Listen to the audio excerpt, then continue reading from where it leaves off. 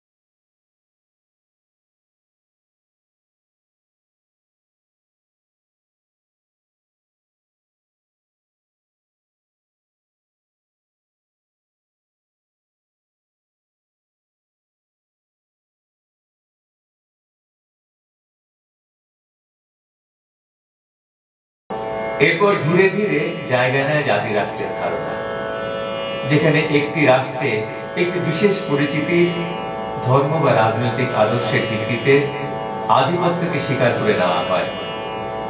দেশবন্ধু রাজনীতি এই জাতি রাষ্ট্রের ধারণার বিপরীত। জীবনের শেষ বড় বক্তৃতায় জাতিতে জাতিতে মিলনকে রাষ্ট্রের ভিত্তি হিসেবে রাখেন।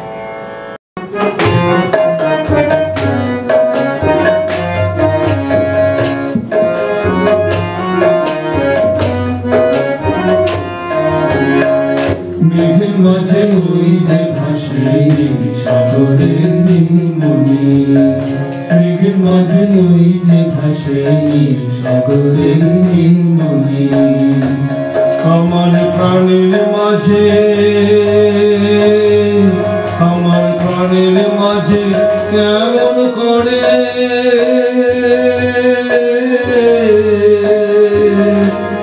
আমার প্রাণের মাঝে কেমন করে ঝপ দিব তাই এখনই, আমি ঝপ দিব তাই এখনই। মেঘের মাঝে ওই যে ভাসে সাগরের নীলমণি, মেঘের মাঝে ওই যে ভাসে সাগরের নীলমণি।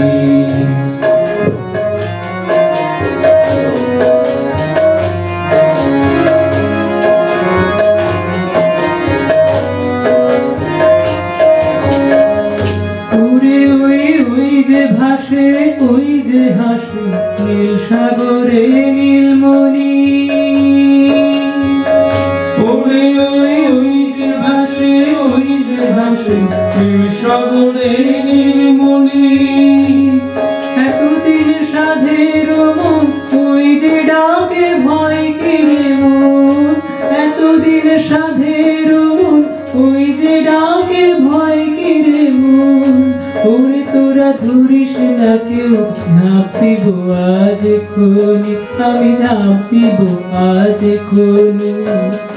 ওই যে ডাকে ওই যে হাসে নীল সাগরে নীলমণি, ওই যে ডাকে ওই যে হাসে নীল সাগরে নীলমণি।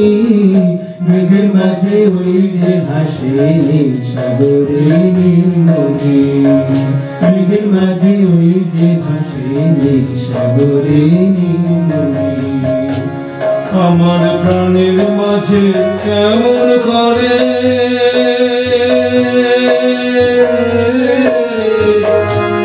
আমার প্রাণের মাঝে কেমন করে ঝাঁপ দিব তাই এখনই, আমি ঝাঁপ দিব তাই এখনই। মেঘের মাঝে ওই যে ভাসে নীল সাগরে নীলমণি, মেঘের মাঝে ওই যে ভাসে নীল সাগরে নীলমণি, মেঘের মাঝে ওই যে ভাসে নীল সাগরে নীলমণি।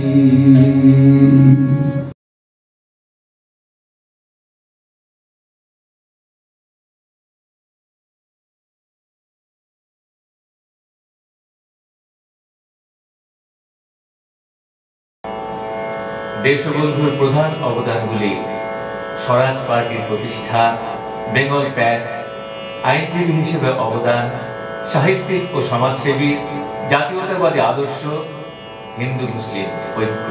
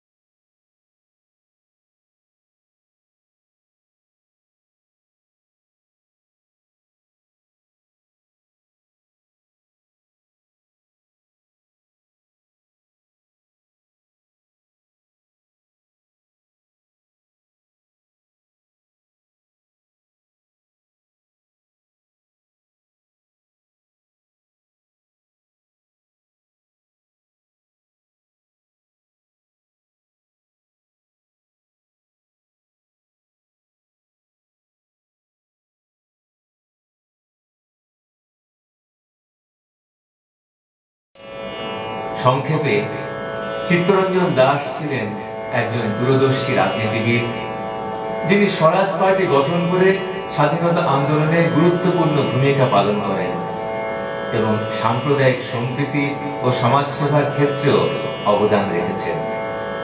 তাকে আমাদের প্রণাম।